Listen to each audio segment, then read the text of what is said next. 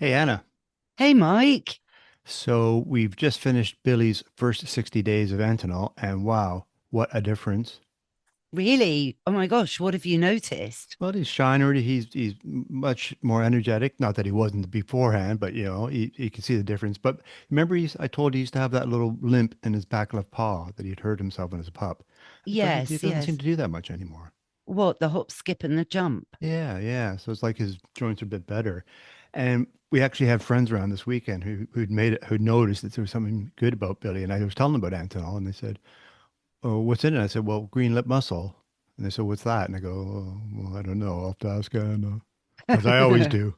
So Well, for next green, time, what should I say? What's so great well, about green lip mussel? green lip mussel, it comes from New Zealand. It's the only place that green lip mussels live. And what's great about the green lip mussel is that it is what's known as a broad spectrum source of omega 3. And the reason dogs need to take omega 3 is that their bodies don't make it themselves. So, unless they're getting it through their diet, which can be omega 6 heavy. And it's very important to have a balance between omega 6 and omega 3. So it's normally through supplements that omega 3 is given. And green lip mussel is unique in its having everything from EPA, DHA, and ETA. So all the main omega 3s. And how about Binks and Prudence? They must be much better as well.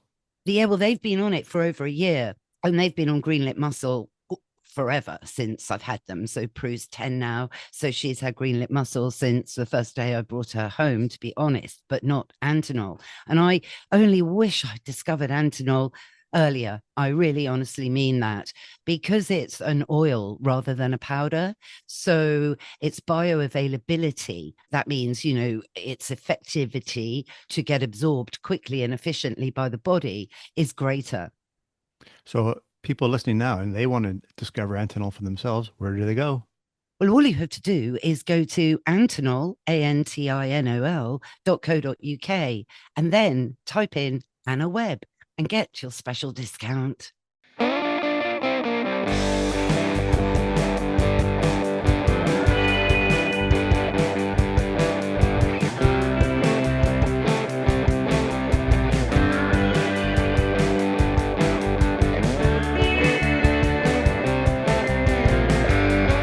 Hello, I'm Anna Webb. Welcome to this week's episode of A Dog's Life. I'm talking to the photographer, Jackie Richards, all about her new book called Dogs in the Workplace. And this episode, as ever, is powered by Antinol.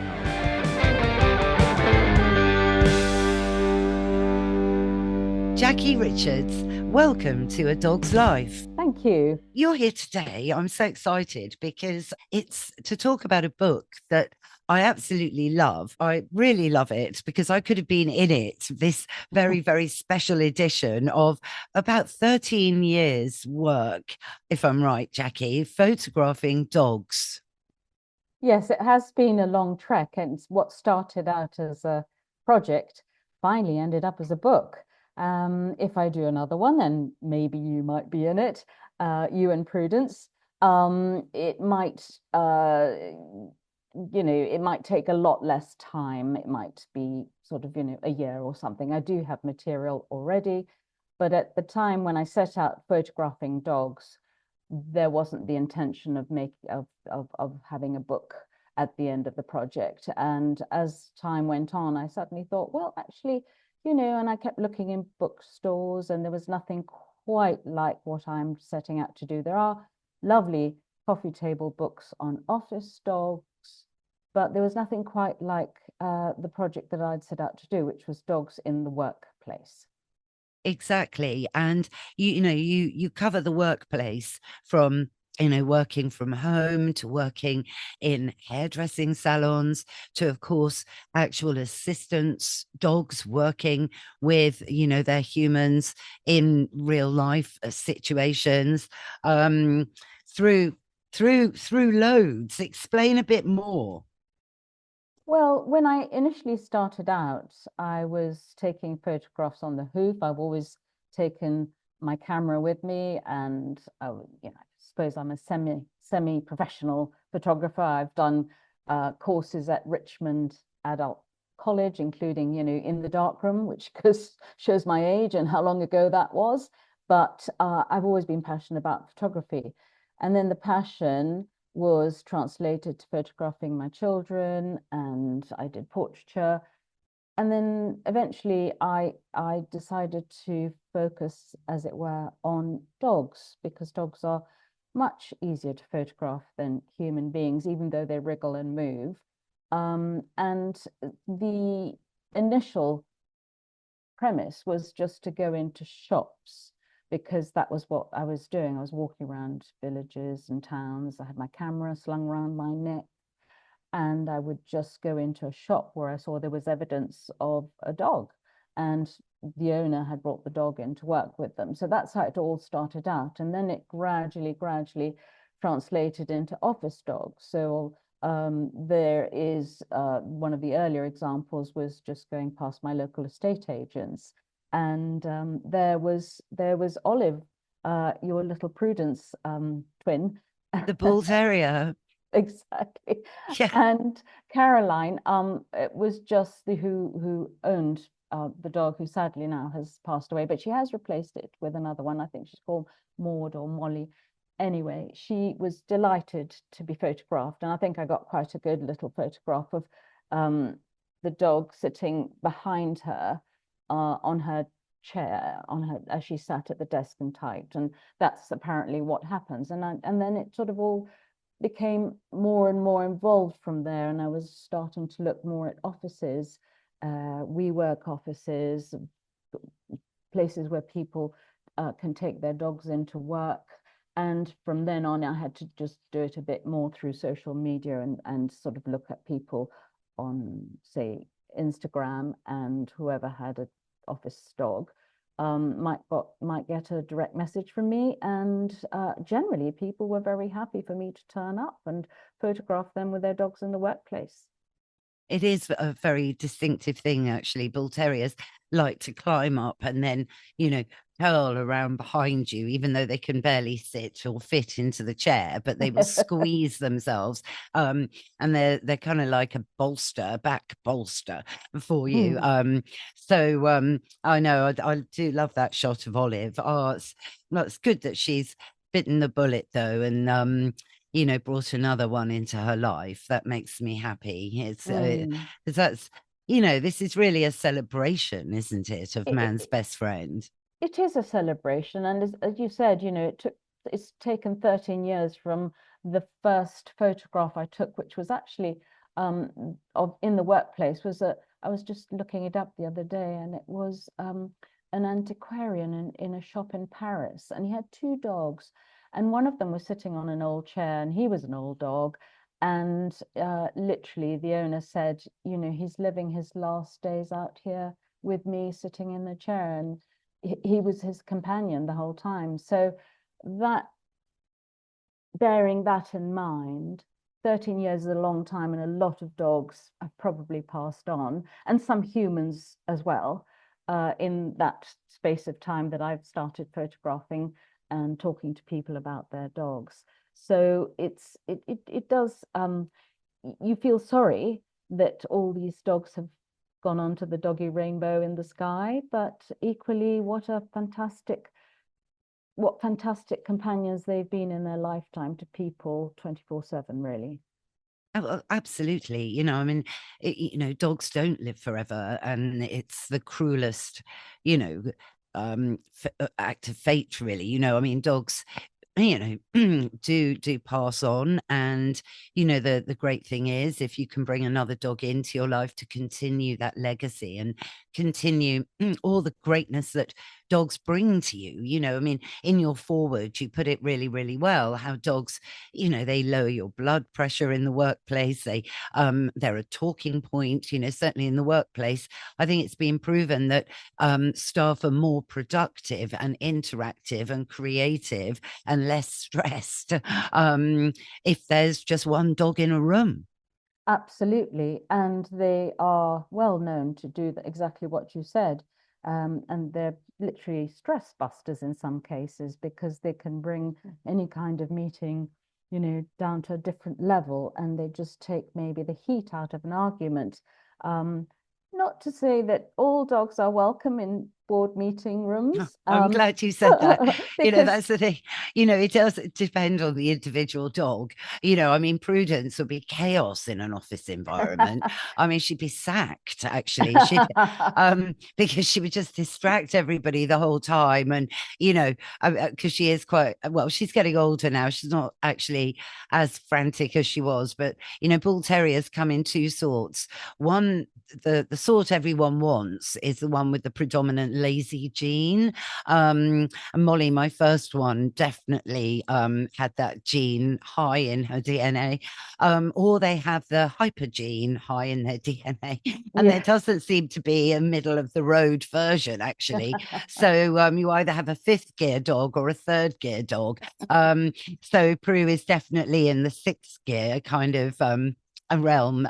So, you know, she does settle eventually, but she gets very excited very easily. So, well, I think there is an element of that, but what I've found, and I think what happens in that sort of environment, is the dogs are sort of trained in a way to not be exuberant, and they know that work is work and home is play, and they seem to be able to have that switch, to be able to not sort of get overexcited in the work environment, and they operate under very good commands from they're very intuitive with their owners. They know they should be respectful. Somehow they know that. It's not to say there aren't moments when they might go a little bit AWOL, but in the main, the dogs that I've come across in offices and in sort of, you know, china shops, for example. How do you stop a dog wagging its tail in a china shop, not knocking something off a shelf? And the thing is, when I go into a lot of these places, especially shops, I say, so surely there's a story behind your dog, you know, without naming and shaming. What has it done? Has it done anything naughty or something it shouldn't have done? Or, you know, has it broken any of your lovely pottery? And they all look at me saying, nah, not really. They just come in, they just lie down, they sleep, they drink some water, they greet the customers, and they go back to their bed. And I'm sort of trying to make my captions a little bit more interesting, but that really rarely happened, because these dogs are just in tune with where they are, and they know what they have to do without any voices being raised as well. no, it is good. And of course, they get the exercise going into the office. They also offer, you know, all the humans the opportunity to take breaks, to go out for their toilet breaks. And, you know, I think it's more what they do for the humans, actually is the great thing. But no, I love some of these shops. I'm actually just looking at your therapy dog section, because the book comes in defined sections. And one of them here is in the south of France. It's a little Jack Russell that works at his owner's bikini and swimwear a shop. You must remember the shot down in, well, it's in Saint-Tropez, actually. Where else? A sweet little Jack Russell puppy. And the puppy's named after an antidepressant, which I must say I'm not familiar with. So what was the name of the antidepressant? Do you remember, Jackie? Well, this was a long time. Lexomil. Lexomil, yes. Yeah. It was a long time ago, and I just loved that story. And there are so many stories like that. There's the story of Star, who was a dog I encountered by a floating narrowboat bookshop. I think is it called World on the Water or something, in Regent's Canal. I was just walking past, and there was this dog sort of lying outside the little bookshop, which was really on in the narrowboat. And basically, John, the owner, was happy to chat to me, and I got my photographs. And I just loved the way he had said he felt that Star had been put on Earth to help him cope with life. So there are so many of those stories of who is really rescuing whom. And this is what struck me by, you know, especially with the rescue dogs, that they are being the rescuers in many cases, where people rely on them and they just love them around them because it helps them cope with life. It's interesting. You know, someone said to me many, many years ago that, you know, rescue dogs do have some real deep gratitude. They know that they have been rescued. And as such, they really, you know, they don't act like a, you know, a spoilt young girl that would go into families and go, you know, if you don't buy me that £4,000 rocking horse, you know, I'm going to scream and scream and scream until I'm sick. You know, that can be the puppy that's bought, that's hailed as the great puppy and spoilt rotten. Whereas, you know, the difference between Prudence and my little Mr. Binks, who is a rehome, so he was looking for a forever home. You know, he had a bit of a rocky start. And he's got a degenerative condition, and no one wanted him because he is basically uninsurable, you see. So I obviously took him on and rehabbed him. He's, you know, a Mr. Binks, he's the sort of dog I can take absolutely anywhere. I mean, he's nearly 14 now, so I don't really take him, you know, everywhere now because he's too old. I don't want to overdo it with him. So we're very choosy where we go now. So he has you know, got to do that. So yeah, it's interesting. But equally with go on, sorry. I just was going to talk about the rehoming element as opposed to the rescue. You are rescuing a dog, but there's one story in the book about a dog, a chow chow called King Louis. Now, King Louis is a shop dog, and it's a dog boarding. You know, you can board your dog there. It's like a doggery or cattery, whatever the equivalent is. And this lady came in one weekend and she brought the dog, who was called King. He was a chow chow, and said, right, I'm going to leave him here for the weekend, and left the dog and never came back for him. Oh gosh. And so the owner of the shop decided that they would keep him because he was blind, and he still is. He's still alive to my knowledge. And he's blind. He's a blind chow chow, and he has the best life now, Anna. He lies in the front of the shop and right by because they have a little coffee bar as well now. And as the dogs come in for their daily stay or weekend stay, he's there to greet them. But he hears them come in. He obviously can't see them. And that's his life. I mean, what a life they've given that dog.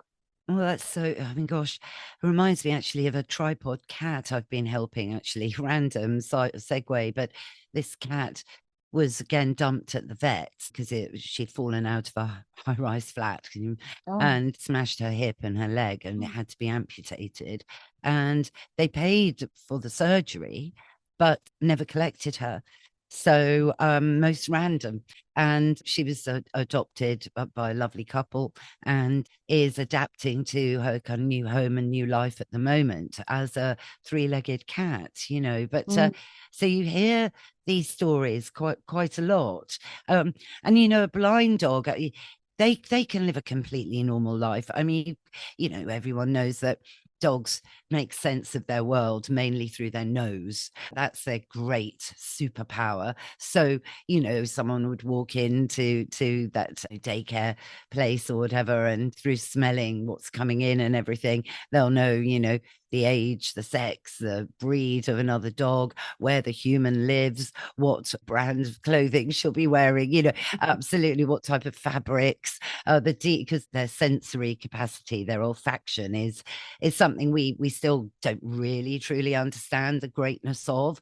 We certainly can't imagine really how they smell the world. It's supersonic because their brains have got, you know, a whole different chamber dedicated to scent that we haven't even got. So we can't imagine it. So I think, you know, keeping a blind dog is beyond, you know, totally fine. I mean, even if they're blind and deaf, they can still lead a decent quality of life with some adaptations.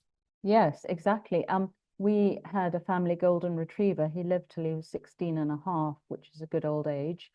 And I would take him, you know, he did become deaf, which was great because he couldn't hear the thunder, which he was terrified of. He couldn't hear fireworks, so that was a bonus. Yeah. And then he was wobbly on his pins, but he still had his sense of smell. So I'd leave just as I was about to slam the door and take him around a block, because that's all he could manage, was literally going to each from tree to tree to tree on the road, where we lived. And I'd just yell up, I'd say, right, I'm off, I'm taking Benji for a sniff.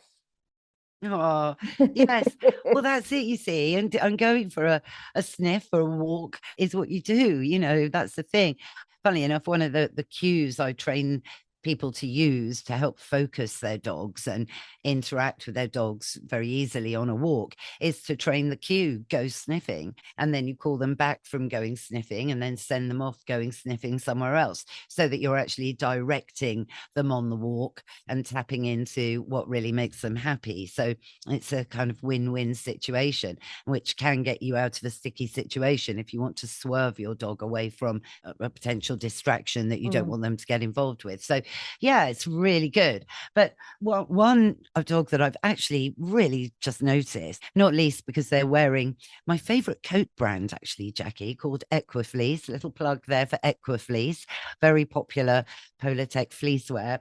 It's the whippet called Twiggy in Mayfair. Please tell us more about Twiggy.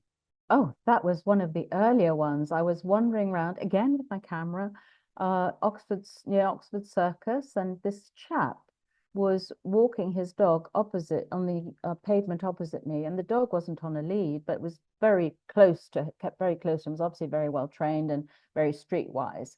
And I just, because this is what I do, and apologies to anybody I've done this to, will continue to do probably, is I slightly stalk them. I try and work out what they're doing. They're probably going for a quick break from work or something. So I have to sort of kind of, work out what's happening. So I was sort of slightly following them. And then I just go up, pluck courage, and I say, oh, I love your dog. Probably I said, I love your dog and I love your dog's fleece. How sweet. And this chap turned out to be a nightclub manager. And I said, oh, that's interesting. How does it work with a dog? He said, well, during the day I bring the dog here. Obviously doesn't bring him at night, because he might have a completely different outfit. No, I'm just joking. He would bring him in the day, and he said, just come down with me. So down I went to the disco. Obviously it was very brightly lit and very different feel, I imagine, to what it was like at night. And he was very happy for me to photograph him. And then he was going back home, and then coming back in the evening or something later on. So that was just like a sort of really interesting scenario. And a lot of the places I end up visiting because of the dogs are so fascinating for me, because I would never have had the opportunity. Can I just talk about the army dogs? Yes, and I really want to talk about the avalanche dog, actually, because that really interests me, and an avalanche alert dog. Yes. Because this whole project is actually as much about the people, I would say, as Oh, the yes. dogs, isn't it? I Oh, mean, yes. dogs are like their owners, let's face it. Oh, that's what Well, they I say. think so, to a certain degree. But it is very much, it became more and more evident that I really wanted to see what the connection was between the owner and the dog. And I was just always admiring this connection, this intuition the dog had to be with the owner. And when I was taking the photograph, the owner was always sort of saying, oh, well, I just haven't put my makeup on today. And I said, well, actually, it's not about you. It is about you, but it's not about you. It's about the dog. So the dog would always, I try and put the dog in the foreground. So the dog is front of house, and then with the owner behind it, as much as possible, because that's the importance of the project. But with the owners, there is an incredible story normally. Honestly, Anna, I have just had such wonderful moments talking to people, and you come away thinking, wow, these people are just so in tune with their dogs, and the dogs help them through the day, help them, inspire them. They never criticize them. If they're in board meetings, the dog won't, they will just sit there and be patted and not sort of criticize, whether you've come up with the right figures or not. So that's from that point of view. But just quickly, I want to talk about the army story, because that's fascinating. I never thought I'd go into a barracks. This all happened when I was wandering around, I can't remember the name of the town, town somewhere in the West Country. And this chap was running a shop for his wife. He said, I'm just manning the shop because it's my day off from the barracks. Anyway, got talking. Next thing I know, I'm driving through the gates into this barracks because the major had said, just come along and photograph a dog. We've got lots of dogs on the barracks. As I was driving up, I could see in the distance, there was a few soldiers and they were pulling and pushing this giant wooden horse on wheels. And I thought, bingo, that is the absolute backdrop I want. Maybe we can put the dog near the wooden horse. You know, how cute is that? Anyway, so I arrived at the appointed hour and spoke to the major, and I said, oh, by the way, I'd love to take some photographs of any of your dogs with this wooden horse that I saw, you know, in the background. Could they find the horse? No one could find the horse. It had disappeared, vanished into thin air. And it was like a Dad's Army sequel. They were all saying, oh, have you seen the horse? No, that's so funny. And It he was said, no, sir, no sign of the horse yet. And I'm going, what? I'm not going to name the barracks, so I don't want to name. They were very sweet and kind and let me come photograph their dogs. But it was a very funny moment. Oh no, I mean, you know, I'm in the section now, forces dogs, the bond that they have together, you know, the bomb dogs, the explosive dogs. It's a real trust between the dogs in, you know, pretty scary situations. And those handlers have to trust the dog and vice versa, you know, and it's like police dogs really as well. Those sort of relationships are on a different level, really, I'd say, you know, it's where life and death can happen. These dogs, particularly the ones I was photographing, weren't active service dogs, or they were just literally companions. They came onto the barracks on a daily basis, and they just were like normal office dogs. And there was a lot of downtime, I noticed. So having a dog round when they were sort of cleaning their rifles and equipment, and one of the dogs would run around, and they'd just sort of join in, and it just helped pass the day, really. And they were definitely not dogs that were service dogs, unlike, as you said, the avalanche dog was trained to be a dog to sniff out victims when there'd been an avalanche. So Right. that was interesting as well.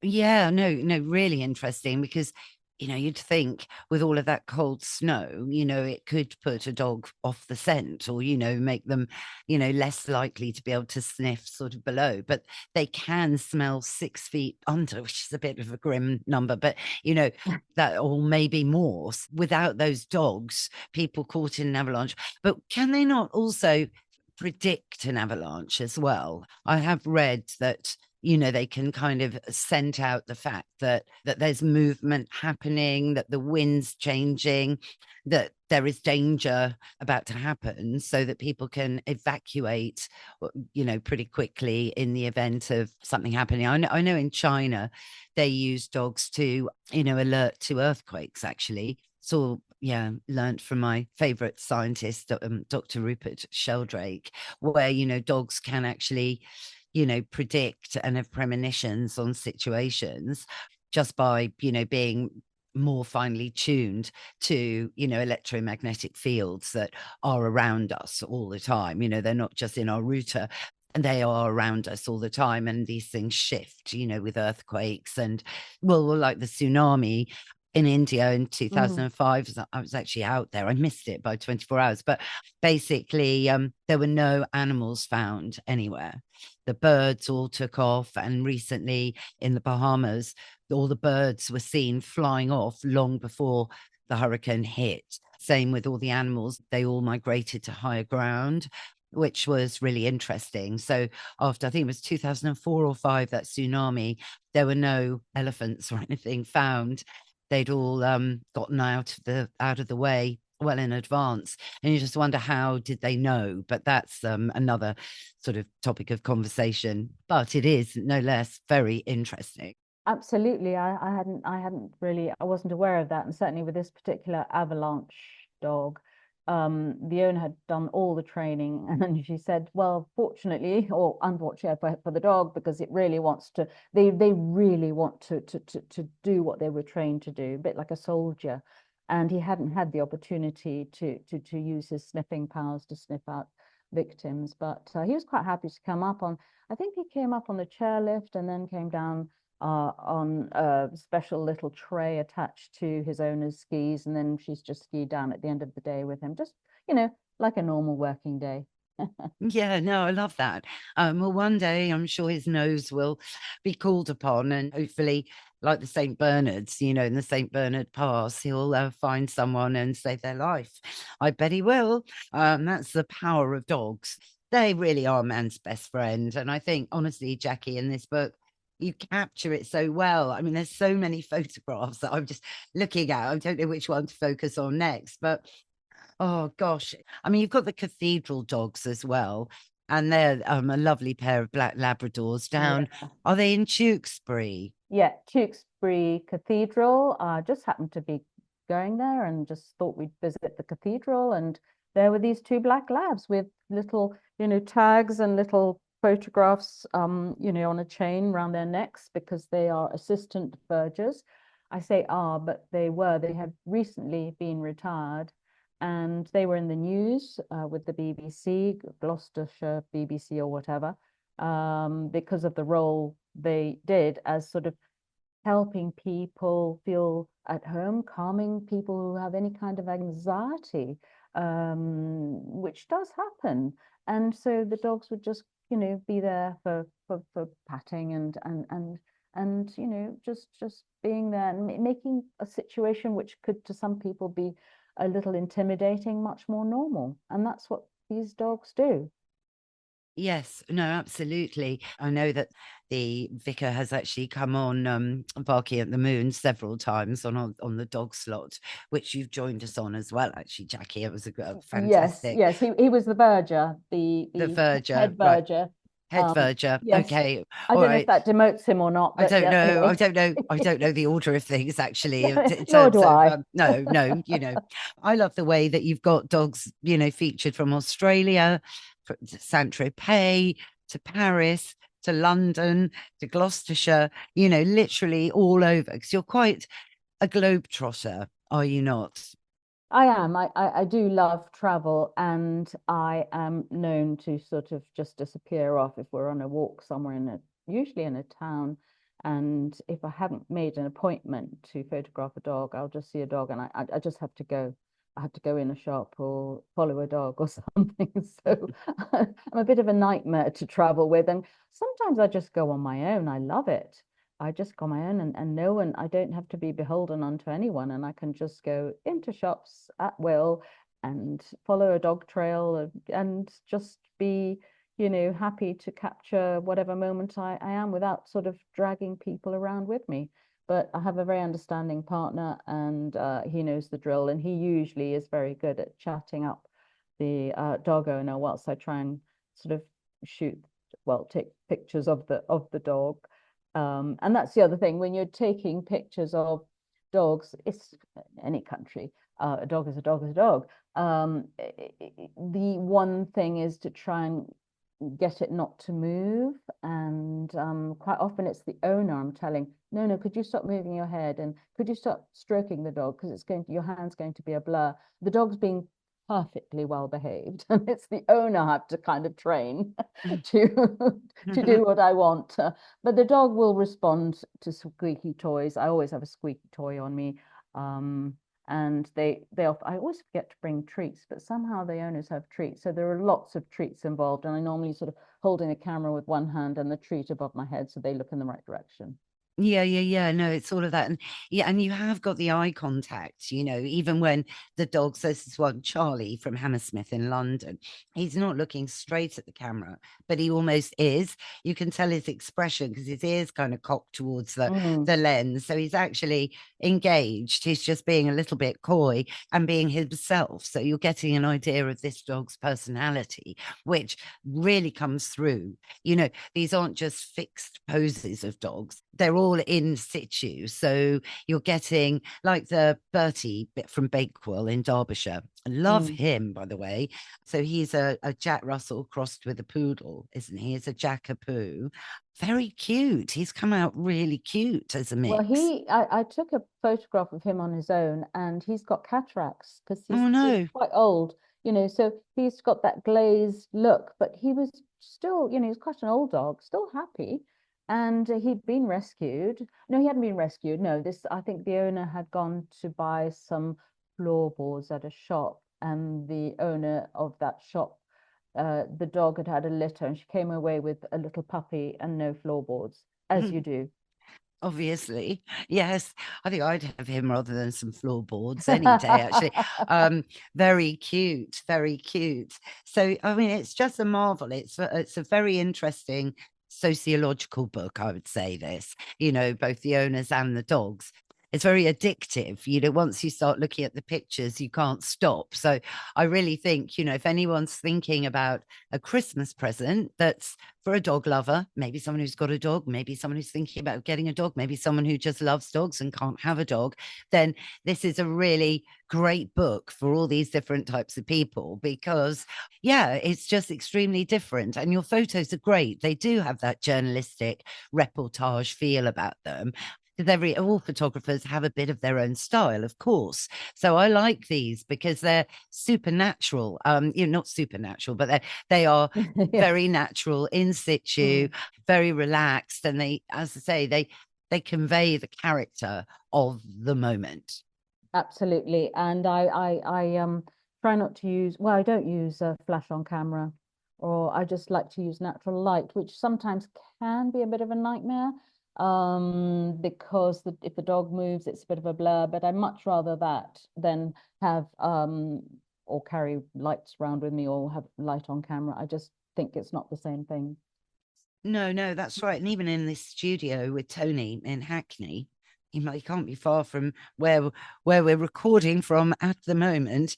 So it's a recording studio, so no windows, but a great shot, owner in action, dog looking straight down the lens, just really great. As is Rocco in Wandsworth, the wire-haired fox terrier. And there's so many different types of dogs in here as well.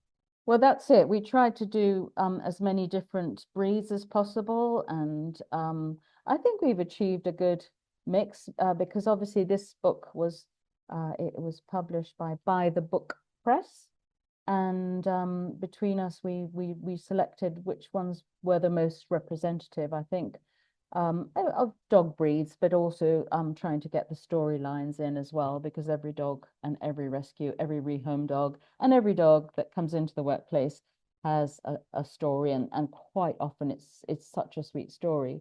And also I wanted to work with a charity, and so I opted for All Dogs Matter.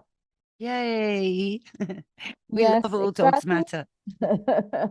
And the reason I chose All Dogs Matter is because I didn't want to. I'd rather have a smaller charity. I know you're not that small, but not one of the big ones. And perhaps that's going to help in a bigger way what my contribution can be, with some of the proceeds going towards the charity. Oh gosh. Well, I'm only an ambassador for All Dogs Matter, but I do really respect what they do, because it's very hard out there for dogs at the moment. The stories you hear from Ira Moss, the CEO. Oh, I don't know how she does it, I'll be honest with you, but it's so important, I think, at the moment to think about adopting, rather than shopping for a dog. And, the thing is as well, everybody wants a puppy, but puppies are really hard work. And most dogs are abandoned at about 18 months of age. And that's when I think people have just absolutely cracked. They can't, it's been a hard run with the puppy. It's not getting out of its adolescence phase very easily. Life takes over, and they can't cope with the dog anymore. So they dump it. It tends to be that age, 18 months. That's why most dogs in rescue, are normally about 2 years old. Yeah. Oh, So, I didn't know that, but what I did know is I'd realized that during lockdown, and this you must have talked about oh, endlessly, the yes. amount of people who were working from home and got a dog, and then when they went back to the office, some of them were requesting to bring the dogs in, and they were allowed to. Other offices actually changed their policy so they could accept dogs in the workplace, which I thought was great. And and then you have the dogs who were the people who couldn't cope anymore, and those dogs were, having been with the person 24/7 during lockdown, were the ones that were given away again. I know, with lots of behavioral issues, because the one thing is with your puppy, you've got to get out with it. And now, so it's the biggest mistake ever for people to take a dog on just for companionship, because that's when you should be on the bus, on the underground, meeting and greeting as many people. Ian Dunbar, a very famous dog trainer, said that your puppy by the age of 4 months needs to have met 200 different people. I don't think anyone can probably achieve that, but you're never going to do it in a lockdown in the pandemic. People with hats on, men with beards, men with no beards, all sorts of different types of people, so that they become desensitized and learn how to meet and greet people, because dogs getting on with people really is number one. Dogs and other dogs, they will be dogs. Some dogs like each other, some dogs don't like each other, but the key is dogs really need to get on well with people. So they pulled dogs, they were so restricted during the pandemic, and it promoted buying dogs on the internet as well, which is attached to very dodgy breeding. And I could go on. It was an absolute tragedy. The price of it is still being paid, to be honest with you. Absolutely, and but it seems to be the case that so many more offices, especially, and different shops, workplaces of all kinds, are accepting dogs to come in with the owners than before, and that's what I've noticed. Perhaps over the 13 years that I've been not exactly investigating, but working on the project. The unusual ones are in France. I've just got a little anecdote about France. France, there's a village near where I go on holiday, and there was the baker had her Great Dane lying in amongst the baking croissant, and the butcher had his little Chihuahua. I think he's also in the book, and that dog was wandering around the shop floor. And you see, the French, I don't know, maybe it was small village mentality, but they didn't bat an eyelid, and they thought this was perfectly normal. I And love that, but I love France. I love France. So I lived in Paris for 2 years. I was very lucky. I was sent over to Paris and yeah, gosh, I love French. I love France. I love the yeah, food. And back then, this was 1990, there were dogs in restaurants. No one minded. Paris was known as the capital of dog poo. No one bothered to pick up their dog's poo, because the poo was almost sacred on the pavements, which is maybe not such a good thing. It's not something I condone, but they're everywhere. Dogs were just everywhere. I just absolutely loved it. well, I think that's changed now over the years, because I go to Paris quite frequently, and I think the French are becoming much more aware of that sort of thing, and the streets are fairly clean now of dog poo, and they are very careful, and they have these sachets for their dogs poo and etc. by every park. But a little story about me asking dogs names. I don't know if you knew, but in France, every year the dogs that are registered are given names according to the letter of the alphabet that's used for that year. So they love using English names. So I've got names like Audrey, Mr. Kitch, Ernest, O'Neill, Happy and Hippie with the silent H. And then we like to give our dogs French names, like I've got a Merlot, a René, and a Chanel. It's so funny how we love the French words and the French. Perhaps it gives our dog a certain je ne sais quoi. Maybe, you see, maybe it does. But there are lots of French breeds. I know you've got a French bulldog in here called Claude. I know so many Frenchies called Claude, for example. I think it's great. I mean, listen, it's all this whole cultural thing. Finally, though, London was slow in becoming dog friendly.